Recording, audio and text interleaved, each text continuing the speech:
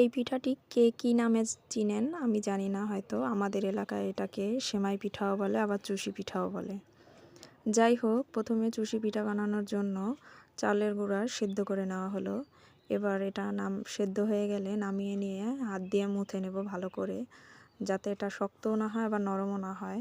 তারপর দেখতেই পাচ্ছেন কিভাবে বানানো হচ্ছে। সবাই এভাবে হয়তো পারে না বানাতে। আমার মা, আমার বোন বানিয়ে নিয়েছিল। বানানো শেষ হয়ে গেছে। বানানো শেষ হওয়ার পরে একটি পাত্রে পানি দিয়ে এবং খেজুরের গুড় দিয়ে দেওয়া হয়েছে। খেজুরের গুড় যখন বলক চলে আসছে, তখন এই পিঠাগুলো আর কি দেওয়া হবে ওখানে, না হলে এটা গলে যেতে পারে। তাই আর কি বলক আসলেই এই পিঠাগুলো ছেড়ে দিতে হবে। বলক আসার পরে এই পিঠাগুলো দেওয়া হয়ে গেল। একটু রান্না করে নেবে।